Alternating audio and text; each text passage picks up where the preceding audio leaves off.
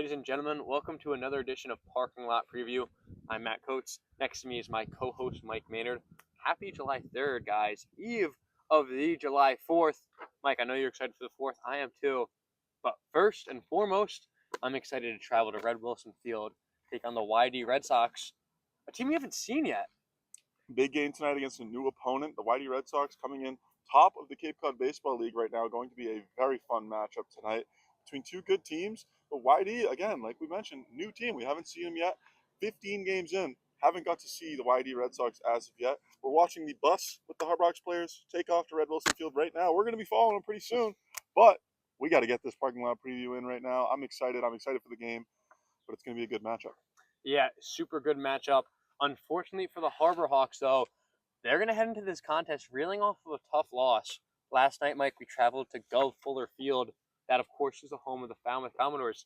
Heading into that contest, Falmouth Commodores holding a 3-10 record, sitting at last place in the Western Division. But we told them, guys, our fans who watched last night's preview, that record doesn't mean a lot. It's Cape Cod Baseball League. Commodores are a very talented team, and they showed that last night. Mike, what did you see in that matchup, and how was Falmouth able to come out with a victory? Yeah, they truly did not play like a 3-10 team last No. night. That is for sure. They had a big seventh inning, 6 runs in that seventh inning for the Falmouth Commodores, which ended up being the difference as Hyannis was up 3-2 up until that seventh inning, and then it all goes away right there. But it was big in part to the Falmouth Commodores having a lot of success at the plate, a lot of walks, a lot of free passes, being disciplined at the plate, and then those timely hits to drive runs in as well. And really, that inning proved it. The pitching for them was great last night. Really shut things down after a little bit of a rocky early start, but really settled in and had a great second half of the game last night. So Falmouth really had a great game on both sides of the ball, and Hyannis not their best. It wasn't the best game for the Harbor Hawks, and like we said, got out to that early lead, 3 runs in the first 4 innings, but not able to really keep the runs producing. And then the pitching kind of stalled out in that 7th inning, had a little bit of struggles. But overall, Falmouth played a great game. And there were a few Harbor Hawks here and there that had a good game as well. We'll get into that a little bit. Andres Galan had a big game on the mound last night. He did. Maybe his best performance of his Cape League career so far. Came in with the bases loaded, too. Got right out of the jam. In relief for Ryan Tromboski in the 3rd inning and got right out of it. No runs allowed. So big game for him. But the win doesn't come. That's all the guys are really going to care about, looking to bring one home tonight. Yeah, Mike, last night we were going up against Hayden Frank, someone that we know very well. We mentioned last night. We saw him last year wearing Harbor Hawks blue and orange, who was on our roster. Last night got the start for the Commodores, and luckily for us, we were able to get to him a little bit. He pitched 4 innings, gave up 7 hits and 3 runs. For a guy of his caliber, not the best night. So it was great to see the Harbor Hawks jump out early. Like you mentioned, we held that 3-2 lead through the 6th inning, but after that it was all Commodores. A tough game to drop 2 when you look at the box score, as the Hyannis Harbor Hawks out-hit the Commodores 12-9. That boils down to what you were talking about. The Commodores' approach to the plate, very Hyannis-esque. They were not expanding the zone, taking the free base when it was given to them by the pitchers, and when they saw a ball they liked, they were attacking it, and they drove in runs, singles, walks, few extra base hits sprinkled in. They played Hyannis baseball, honestly, to a T. Because of that big explosion in the 7th inning, got themselves their 4th victory of the season. It was really just a great game for them. You got to tip your cap there. I mean, like you said, they played a lot like the Harbor Hawks when they're having success play. And that's being disciplined at the plate and doing damage when you need to. So really overall, you got to just keep a goldfish mind, goldfish brain, move on. You got another game tonight. That's the beauty of the Cape Cod Baseball League. Games every day, basically every day. You're able to move on and quickly, hopefully, bounce back after, the team's on a little bit of a win streak going into that one. So don't want to dwell on this one too much. Winning ways are still there. But still on the road tonight. Haven't been home for a little bit now because of the rain out a couple days ago, and then Fenway Day, and then Brewster, and then Falmouth last night. It's been a lot of road games, and another one tonight. Y-D coming off a home game, though. Should be an interesting one. Y-D coming off a home game, but luckily for the Hawks, they're also reeling off of a loss. Last night, Mike, Y-D hosted the Bourne Braves, a foe that we are quite familiar with so far this season, and of course in years past. 3-2 loss to Bourne last night. Ethan Carmichael out of Oklahoma had an RBI in the affair for the Red Sox. He's hitting .340 on the Cape this summer, a guy that we need to make sure to look out for in this contest. And then Vihaiva Aloy hit a solo shot in the bottom of the 9th inning, made that a 3-2 game. gave the Red Sox a chance to tie the affair. Unfortunately, his teammates weren't able to come up. So a tough 3-2 loss in a low-scoring affair between the Y-D Red Sox and the Bourne Braves last night. Be a very interesting matchup to see two of the upper echelon teams in the Cape Cod Baseball League, Harbor Hawks and the Red Sox, both reeling off losses. It'll be really interesting, and the geographical concerns of this game as well. Not concerns, but very close in relation to each other. Just a 20-minute drive roughly from McKeon Park to Red Wilson Field. Not too bad. These teams know each other pretty well, but not this year. Haven't seen each other. But Y-D unable to come away with a win in a tight game last night. Hyannis also in a tight game for a majority of last night. The score says otherwise, but besides that seventh inning, it was a very close game. Unable to come away with a win. So both teams looking to, if the game is close, be able to come up with those big plays in the moments where they're necessary and hopefully come away with a win. But we know the Bourne Braves are a capable team. It's not surprising that they're able to pick up a win here and there. And even with their record not being necessarily where they want it to be right now, picking up a win against the Y-D Red Sox was very impressive. And the Y-D Red Sox, 10-4 still, even despite the loss. So really a good team despite their loss. Harbor Hawks, good team despite their loss as well. It should be a battle of two great teams, like you said, two of the juggernauts on both sides of this Cape Cod Baseball League. And it's going to come down to pitching tonight, I really think. If the game's close like it was last night for both teams, the pitching is really going to be a key part of this game. You mentioned pitching, Mike. Let's look at our starting pitching matchups tonight. On the mound for Hyannis, a name you may not recognize, first appearance on Cape this summer. Mike, talk to us about redshirt freshman Pierce Coppola out of the University of Florida. Pierce Coppola, 6'8", left-handed pitcher out of Florida. Big guy. We were used to seeing that out of Mr. Jerwa. Yep. Joseph Jerwa had a lot of success here on Cape Cod. Now not with the team any longer. Moved on. He's going to Vanderbilt next spring. Wants to prepare for that. Good for him. But we bring in another big left-handed pitcher, this time out of Florida. 23.2 innings pitched over the spring.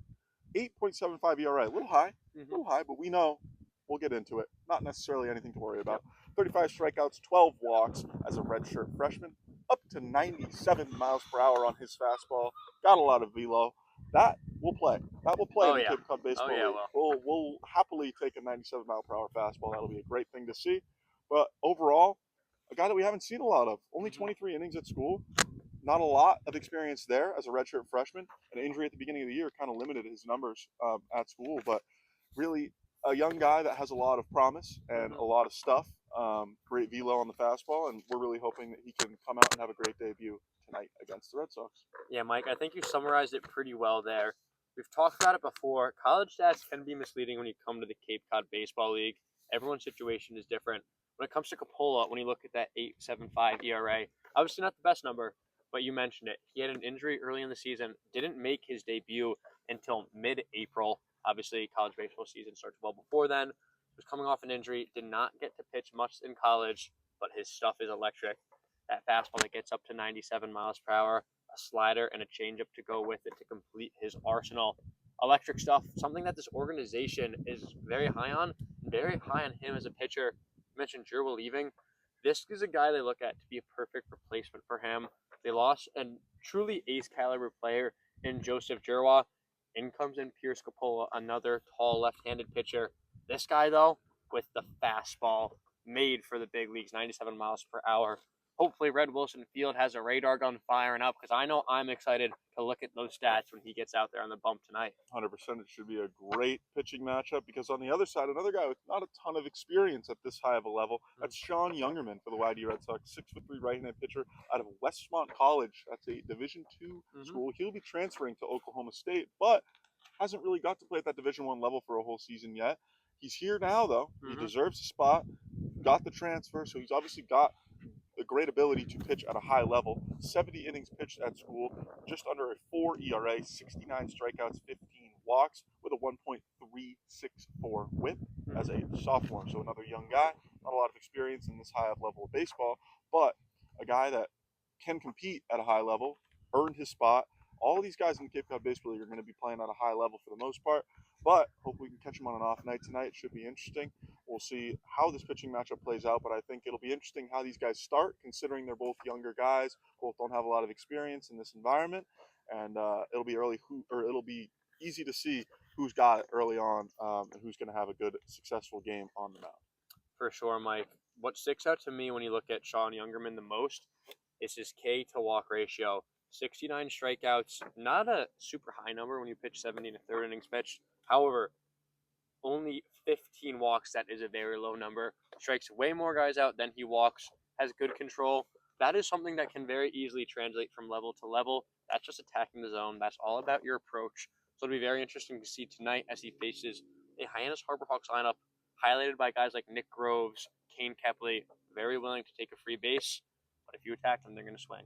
So it's going to be interesting to see how his pitching style matches up with our offense, Mike. It should be really fun to watch because, like you said, a lot of walks on one side, not a lot of walks on the other side. How's it going to play out? We don't know. Only time will tell. Head on down to Red Wilson Field and find out. Yes, sir. That's all you can do.